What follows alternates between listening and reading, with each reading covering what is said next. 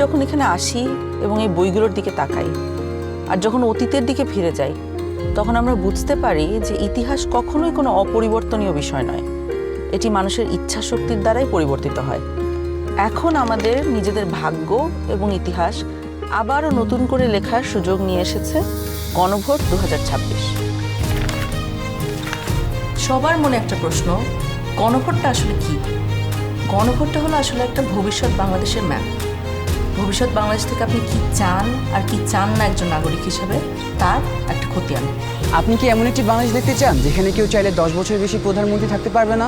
এমন বাংলাদেশ যেখানে সরকার চাইলেই বিরোধী দলের সম্মতি ছাড়া জরুরি অবস্থা জারি করতে পারবে না, চাইলেই জরুরি অবস্থার সময়ে নাগরিকের বেঁচে থাকার অধিকার কেড়ে নিতে পারবে না, চাইলেই এক্সট্রা জুডিশিয়াল কিলিং করতে পারবে না। আপনি কি চান সংসদে একটি উচ্চকক্ষ থাকুক? দলগুলো ক্ষমতায় গিয়ে 2/3 সদস্যের জোরে যেন সংবিধান যেমন ইচ্ছে বদলে না ফেলতে পারে, এটা চান?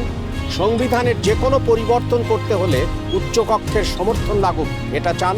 সংবিধানের কিছু গুরুত্বপূর্ণ বিষয়ের পরিবর্তন আপনার মতামত ছাড়া কেউ করতে না পারুক, অর্থাৎ গণভোট ছাড়া সংবিধানের গুরুত্বপূর্ণ বিধানের কোনো পরিবর্তন সরকার যেন করতে না পারুক। আপনি কি চান তত্ত্বাবধায়ক সরকার কিভাবে তৈরি হবে এটা সরকারি দল এবং বিরোধী দল মিলেই ঠিক করুক?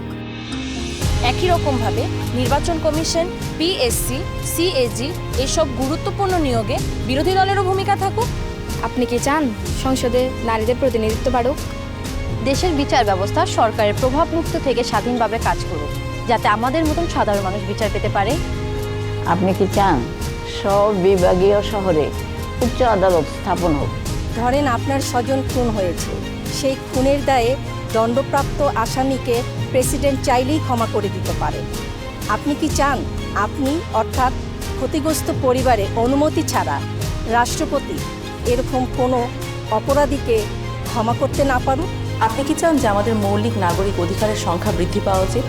যেমন ধরেন ইন্টারনেট পাওয়া, এটা কি একটা মৌলিক নাগরিক অধিকার হওয়া উচিত, যাতে ভবিষ্যতে আবারও কোনো খুনি সরকারের সেই ইন্টারনেট বন্ধ করে আমাদের উপরে হত্যাযজ্ঞ না চালাতে পারে? রাষ্ট্রপতি এবং প্রধানমন্ত্রী ক্ষমতার মধ্যে ভারসাম্য বজায় থাকুক, এটা কি আপনি চান? বাংলাদেশের পাশাপাশি দেশের অন্যান্য জনগোষ্ঠীর ভাষার স্বীকৃতি পাক, এটা কি আপনি চান? আপনি যদি এই পরিবর্তনগুলো চান, আপনি যদি এই পরিবর্তনগুলো চান, তাহলে গণভোটে হাতে সিল মারুন। হাতে সিল মারুন। হ্যাঁতে সিল মারুন। হাতে সিল মারুন। হ্যাঁতে সিল মারুন। হেতে সিল মারুন।